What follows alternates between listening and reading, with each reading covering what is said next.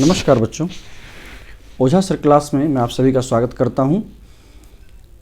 अभी मैं अनुच्छेद से संबंधित टॉपिक को लेकर के मैं आगे बढ़ रहा हूं। इसी क्रम में मैं आपको बता दूं कि क्लास 10th के लिए जो बच्चे 2021 में जो एग्ज़ामिनेशन देंगे उसमें कौन कौन से इम्पोर्टेंट हैं, वैसे टॉपिक को लेकर के मैं चुन करके आपके सामने मैं प्रस्तुत हो रहा हूं। एक प्रश्न होता है आपका 5 नंबर का, वो होता है चित्र देख करके लिखना, और उसी के अथवा में अनुच्छेद लेखन से संबंधित भी एक टॉपिक होता है। तो जो बच्चे चित्र लिखने में उन्हें अगर परेशानी होती है तो वो बच्चे चित्र को छोड़ करके उसके बदले में अनुच्छेद लेखन का काम वो कर सकते हैं। तो दोनों ही 5-5 मार्क्स के अथवा में होते हैं। या तो आप चित्र देख करके लिखे उससे आप कर सकते हैं, अथवा चित्र देखने में यदि आपको परेशानी होती है तो फिर अनुच्छेद लेखन का भी काम आप कर सकते हैं। तो इसी क्रम में आज जो मैं टॉपिक आपके सामने लेकर के उपस्थित हूँ वो टॉपिक है परोपकारः। ये बोर्ड में पूछा हुआ क्वेश्चन है। गत वर्षों में कई बार इस प्रश्न को पूछा गया है क्लास 10th के लिए ऐसे लिखने के लिए, शॉर्ट ऐसे में। तो आज जो हम आपके सामने प्रस्तुत मैं कर रहा हूँ वो शॉर्ट ऐसे लघु निबंध जिसको हम लोग कहते हैं, अनुच्छेद भी कहते हैं। तो वो अनुच्छेद जिसका शीर्षक है परोपकारः, वो आपके सामने मैं प्रस्तुत करने जा रहा हूँ। मैंने खुद से लिखा है और बड़ा ही सरल भाषा में लिखा है ताकि हमारे जो बच्चे हैं वो इसे अच्छी तरह से समझ सकें और एग्जामिनेशन में भली भांति रूप से लिख सकें। तो चलिए शुरू करते हैं। परोपकारः ये आज का आपका शीर्षक है। परेषाम् उपकारः। परेषाम् अर्थात अन्येषाम्। परेषाम् तो दूसरा, पर मतलब होता है दूसरा, तो पर का जो अर्थ वही अन्य का अर्थ है, इसलिए परेषाम् कहें अथवा अन्येषाम् कहें। मैंने एरो दे करके दोनों शब्दों को दे दिया है। अब दोनों में से कोई एक शब्द का प्रयोग आप कर सकते हैं, या तो आप परेषाम् करें या फिर अन्येषाम् करें। तो इसलिए कहा कि परेषाम् अथवा अन्येषाम् उपकारः, कहता दूसरों के लिए, अन्य अथवा पर, दूसरों के लिए जो उपकार किया जाता है, उपकारः है ना, उपकारः, उसी को परोपकार कहा जाता है। परोपकारः कथ्यते। ठीक है, जो पहला वाक्य था हमने आपको बताया कि परेषाम् अर्थात अन्येषाम्, दोनों वर्ड में से किसी एक को प्रयोग, या तो आप इसको प्रयोग करें या फिर इसको ही प्रयोग करें। तो उपकारः अन्येषाम् उपकारः अथवा परेषाम् उपकारः परोपकारः कथ्यते। वास्तव में परोपकार जो होता है वो दूसरों के लिए किया गया जो कुछ भी है उपकार, उसी को हम लोग परोपकार कहते हैं। यहाँ कहता परोपकारे, परोपकार में मूल शब्द परोपकार है, और इस परोपकार शब्द का रूप हम बालक की तरह चलाएंगे तो सप्तमी के एक वचन में जैसे बालके होता है उसी प्रकार से यहाँ हो गया परोपकारे, मतलब परोपकार में। परोपकारे त्यागस्य भावना भवति, कहता परोपकार में त्याग की भावना होती है। सिर्फ अपने विषय में सोचने से हम उसको सिर्फ स्वार्थ के लिए सोचें, सिर्फ अपने विषय में सोचें तो वो परोपकार नहीं कहला सकता, नहीं उसे कह सकते हैं। तो उसमें क्या होता है कि परोपकारे मतलब परोपकार में त्यागस्य भावना होती है, उसमें बड़ा ही त्याग की आवश्यकता होती है, त्याग की भावना होती है। इस बात को पुराण में कहा गया है। हमारे जो 18 पुराण हैं उन पुराणों में भी इस परोपकार को बड़ा ही बखूबी से निभाया गया है, बताया गया है कि पुराणे कथितम, कहता पुराण में कहा गया है, किम कथितम, क्या कहा गया है, कहता परोपकारः पुण्याय। परोपकारः पुण्याय मतलब परोपकार जो होता है वो पुण्य के लिए होता है ना। और पापाय पर पीडनम, और यदि आप दूसरों को पीड़ा पहुंचाते हैं, दूसरों को कष्ट पहुंचाते हैं तो उसे पाप की संज्ञा दी गई है। और जो परोपकार होता है, दूसरों के लिए जो किया गया उपकार होता है उसे पुण्य कहा गया, और जो दूसरों को जो लोग पीड़ा पहुंचाते हैं उससे ही पाप की संज्ञा दी गई है हमारे पुराणों में। तो जो भी हमारे ऋषि महर्षि हुए इन्होंने पाप और पुण्य की बड़ी ही सरलता से इन्होंने उदाहरण दिया है, उससे परिभाषित किया है कि वास्तव में परेषाम् जो दूसरों के लिए किया गया जो उपकार है वो पुण्य कहलाता है, और यदि दूसरों को यदि आप पीड़ा पहुंचाते हैं, कष्ट पहुंचाते हैं तो वो आपका पाप कहलाता है। तो दूसरों के लिए हम जो कुछ करें वो उपकार के रूप में करें जिससे कि हमें पुण्य की प्राप्ति हो। ठीक है, इसलिए परोपकार करना चाहिए। तो कहा कि राजा शिवी ने एक यहाँ पर दृष्टांत दिया गया है। राजा शिवी का आपने नाम सुना होगा। आपने नहीं सुना होगा तो आजकल तो टीवी में, सीरियल में, सब में एक से एक जो धार्मिक कथाएं हैं उसके अंतर्गत इन सभी चीज़ों की चर्चाएं बराबर होती रहती हैं। तो जो बच्चे देखे होंगे उन्हें पता होगा, एक शिवी नाम के राजा हुए जिन्होंने एक कबूतर की रक्षा करने के लिए अपने शरीर से मांस तक उन्होंने दान कर दिया था। ठीक है ना। तो यही कहा कि राजा शिवी कपोतम रक्षित्वा, उस कबूतर की रक्षा के लिए, रक्षित्वा में रक्ष धातु से कत्वा प्रत्यय लगा है, कर के अर्थ में, रक्षित्वा रक्षा करके, है ना। परोपकारम कृतवान, उसने परोपकार किया। किसने? राजा शिवी ने। राजा शिवी ने कबूतर की रक्षा करके उन्होंने क्या किया? परोपकार किया। ये एक दृष्टांत है, एक उदाहरण है कि कई लोगों ने ऐसे ऐसे उदाहरण पेश किए हैं हमारे इतिहास में कि जिसे कि हम देख करके हमें भी कुछ न कुछ उसे सीखना चाहिए कि वास्तव में अगर हमारी संस्कृति में, हमारे संस्कार में, हमारे समाज में अगर ये शब्द बने हुए हैं, अगर ये काम हैं, ये कार्य हैं, तो उसे हमें क्यों करना चाहिए। आखिर जो हमारे बड़े बड़े जो इतिहास में जो ऐसे महापुरुष हुए जिन्होंने ऐसा ऐसा कार्य किया, उससे क्या उन्हें मिला? तो यही उन्हें पुण्य की प्राप्ति हुई। तो वही कहा कि राजा शिवी ने भी जो है उसने कबूतर की, एक पक्षी है, एक कबूतर की रक्षा के लिए जो है रक्षयित्वा परोपकारम कृतवान, उससे रक्षा करके उन्होंने परोपकार किया।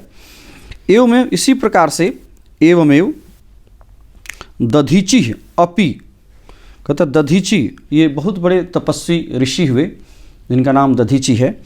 तो इसी प्रकार से दधीचि भी जो है, अपि भी, स्व मतलब अपने, है ना, और अस्थिना, अपने अस्थि के द्वारा, अस्थि कहते हैं हड्डी को, है ना।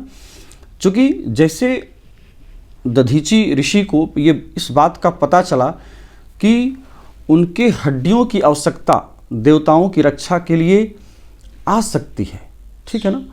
यदि उनके हड्डियों का प्रयोग से यदि देवताओं की रक्षा हो सकती है तो उन्होंने अपने देह का अवसान कर दिया, देह का त्याग करके, अपने शरीर का त्याग करके उन हड्डियों का प्रयोग करके देवताओं ने एक वज्र का निर्माण किया और उन्हीं वज्र के द्वारा वृत्रासुर नामक असुर का संहार किया गया देवताओं के द्वारा। तो सोचिए कि ये कितना बड़ा एक पुण्य का कार्य उन्होंने किया। अपने शरीर की, एक व्यक्ति की जो है स्वयं उन्होंने सोचा कि मैं तो खुद अकेला हूँ, अगर हमारे जाने से, हमारे त्याग से सभी देवताओं की, सभी सृष्टि की रक्षा यदि हो जाती है तो वो कर देना चाहिए। उन्होंने अपने इस शरीर का उन्होंने त्याग किया और उस हड्डी से उस वज्र का निर्माण किया गया जिससे कि देवताओं के द्वारा उस वृत्रासुर नामक राक्षस का संहार किया गया। तो इस प्रकार से दधीचि ने भी परोपकार किया। ठीक है ना। वही कहा कि स्व अस्थिना, अपने अस्थि से, स्व अस्थिना, अस्थि कहते हैं हड्डी को, और तृतीया के एक वचन हो गया अस्थिना। ठीक है ना। अस्थि से देवानाम, देवताओं का उपकारम कृतवान, उपकार किया। ठीक है, कृतवान किया, उपकारम। इस प्रकार से और भी उदाहरण आपको शास्त्रों में देखने के लिए मिलते हैं या हमारे प्रत्यक्ष में भी बहुत ऐसे उदाहरण हैं जो आपको मिलेंगे देखने के लिए। यदि आप देखें तो कहता है नद्याः जलम, नदी का जो जल है वो भी प्रार्थाय एवं अस्ति, कहता है दूसरों के लिए होता है। नदियों का जो जल है वो नदियाँ जल स्वयं नहीं पीती। कहता है नदियाँ जो हैं अपने जल को स्वयं नहीं पीती हैं, उनका भी जो जल होता है वो दूसरों के लिए होता है। ठीक है। स्वयं न पीवंती, न कि वो स्वयं पीती हैं। प्रार्थ कहते हैं दूसरों के लिए, पर अर्थ दूसरों के लिए, और चतुर्थी लग गई तो हो गया प्रार्थाय। प्रार्थ मतलब दूसरे के लिए, एवं मतलब ही, अस्ति मतलब है। ठीक है ना। तो नद्याः जलम, नदी का जो जल है वो दूसरों के लिए होता है। स्वयं न पीवंती, नदियाँ जो हैं स्वयं अपने जलों को नहीं पीती हैं। ठीक है। अगला है क्वेश्चन नंबर 7, कहता है वृक्षानाम फलानि अपि, कहता है वृक्षों का, वृक्षानाम फलानि फल, अपि भी परेशान कृते भवंती, परेशान अन्येषाम, दूसरों के लिए ही होता है। ठीक है ना। वृक्षों का जो फल होता है वो भी दूसरों के लिए ही होता है। वृक्ष उन फलों को स्वयं नहीं खाते, उन फलों का सेवन दूसरे लोग ही करते, हम आप करते हैं। ठीक है ना। तो वो भी कहीं ना कहीं परोपकार करते हैं। वृक्ष जो है न केवल फल दे करके बल्कि छाया, उनकी जो लकड़ियां हैं, उनके जो पत्ते हैं, इन सभी का हम लोग उपभोग करते हैं। ठीक है ना। तो इसलिए सोचना चाहिए, उस प्रकृति से हमें प्रेरणा लेनी चाहिए कि जब प्रकृति हमारे लिए इतना बड़ा उपकार करता है, चाहे वो हवा हो, आप वायु को देखिए, वो भी परोपकार ही है। जो हमारे शरीर को यदि उपलब्ध न हो तो हमारा जीवन जीना दुर्लभ हो सकता है। तो बच्चों, आप इस चीज़ को जरूर अपने जीवन में उतारें कि परोपकार हमें प्रकृति सिखाती है कि हमें भी उसी प्रकार का प्रेरणा लेना चाहिए इस प्रकृति से, जैसा कि उसने हमारे लिए उपकार किया है। तो यदि प्रकृति हमारे ऊपर इतना बड़ा जो उपकार कर सकती है, तो हम क्यों न कुछ उपकार करें इस समाज के लिए, इस देश के लिए। ठीक है। तो ये कहा कि वृक्षानाम फलानि अपि परेषां कृते भवन्ति, वृक्षों का जो फल है वो भी दूसरों के लिए होता है। ठीक है। फिर है गो दुग्धम, गौ शब्द है, षष्ठी के एक वचन हो गया गोह। गो दुग्धम, गाय का जो दूध है वो भी देखिएगा दूसरों के लिए होता है। परेषां कृते भवति, जबकि वास्तव में गाय का दूध उसका बच्चा जो है कम पीता है, हम आप या बाकी लोग जो हैं वो अधिक उपभोग करते हैं, उसका उपयोग करते हैं। तो गाय का दूध भी देखें तो दूसरों के लिए यूज होता है। यदि वो हमें आप तक न पहुँचे तो शायद हमारे जीवन में जो एनर्जी हमें प्राप्त होती है, जो ऊर्जा प्राप्त होती है, वो शायद हमें न प्राप्त हो सके। तो वो भी कहीं न कहीं हमारे इस जीवन के लिए वो उपकार बन करके सामने आती है। मेघ जल वर्षणम कृत्वा, मेघ जो मेघ है, जो जल बरसाने का कार्य करता है, वो भी अगर ये सोचे कि मैं जल बरसाता हूँ तो फसल मुझे क्यों ना मिले, लेकिन वो कभी ऐसा नहीं सोचता। वो सिर्फ उस परोपकार को करता है। यदि वो मेघ जल न बरसाए तो किसान फसल को नहीं उगा सकते हैं। तो सोचिए कि वो कितना बड़ा परोपकार मेघ करता है कि वो जलों को जो है बरसा करके, खेतों को जल प्रदान करके फसलों को उगाता है, और उसी फसल को, अन्न को हम आप खा करके जीवित रहते हैं। तो ये कहा कि मेघ जल वर्षणम कृत्वा परोपकारम करोति, कहता मेघ जो है जल वर्षण करके, जल को वर्षा करके परोपकार करता है।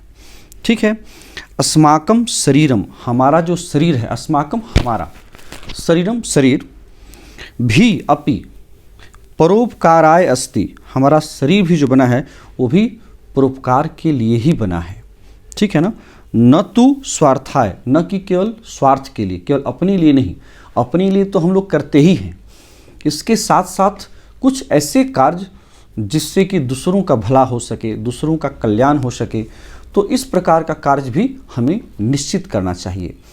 तो ईश्वर ने हमें इस पृथ्वी पर भेजा है, तो सिर्फ ये नहीं कि सिर्फ अपने हम खा लें, पी लें, अपने परिवार में ही सुख सुविधा प्राप्त कर लें, उसके अलावे भी यदि हम आपसे कुछ बन पाता है तो कुछ समाज के लिए, कुछ उन गरीब बच्चों के लिए, उन गरीब लोगों के लिए कुछ करें, जिससे कि युग युगांतर तक पुण्य की प्राप्ति हमें और आपको हो सके। ठीक है। तो अस्माकम शरीरम अपि परोपकाराय अस्ति, इसलिए ईश्वर ने हमें इतना अच्छा शरीर आपको, हमको, सबको प्रदान किया है कि हम या आप परोपकार भी करें, अच्छे दूसरों के लिए कुछ न कुछ भलाई का काम करें, दूसरों के लिए हित का काम करें। यदि आप दूसरे की भलाई का काम करते हैं तो आपका कभी अहित नहीं हो सकता है, आपका भी कोई काम रुक नहीं सकता है। ठीक है ना। तो अस्माकम शरीरम अपि परोपकाराय अस्ति न तो स्वार्था, इसलिए अपना शरीर केवल ईश्वर ने हमें बनाकर भेजा है तो केवल परोपकार के लिए भी, स्वार्थ के लिए ही केवल नहीं। ठीक है ना। लास्ट है इसमें 11 नंबर, कहता है अतएव, इसलिए अस्माभिः, अतएव अस्माभिः, यहाँ पर अतएव में यदि आप देखेंगे तो संधि है। जैसे आप संधि विच्छेद करेंगे तो हो जाएगा अतः जुड़ एव, अतएव, है ना। अतएव अस्माभिः नूनम एव, नूनम जुड़ एव, नूनम मतलब निश्चित, एव मतलब ही, निश्चित रूप से ही परोपकारः करणीयः, निश्चित रूप से हमें परोपकार करना चाहिए।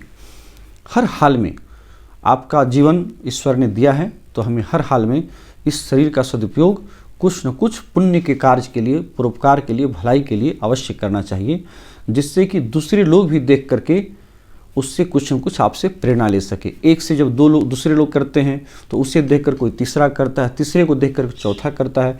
इस प्रकार से लोग देख करके अच्छे से अच्छे और बुरे कार्य भी करते हैं, देख करके लोग बुरे कार्य भी करते हैं, है ना।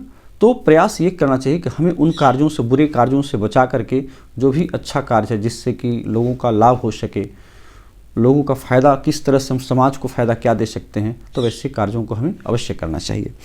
तो अतएव अस्माभिः नूनम एव, इसलिए हमारे द्वारा निश्चित रूप से, नूनम जोड़ एव, नूनम एव, नूनम मतलब निश्चित, एव मतलब ही परोपकार करनी, हमें परोपकार करना चाहिए। चलिए बच्चों, ये वीडियो आपको कैसा लगा, ये क्लास आपको कैसा लगा, आप ज़रूर हमें अपने कमेंट के माध्यम से ज़रूर बताएंगे।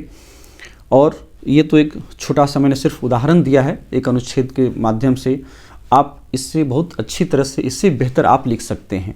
सिर्फ सोचने की आवश्यकता है और मुझे पूरा विश्वास है कि आप ज़रूर बना करके लिख सकते हैं। इसमें हमने 11 वाक्य दिए हैं, ये इस बात को सोच करके मैंने इसमें 11 वाक्य बनाए हैं, ताकि आप 11 याद करते हैं तो भूलते भूलते भी 5-6 तो आप आसानी से लिख ही सकते हैं एग्जामिनेशन में।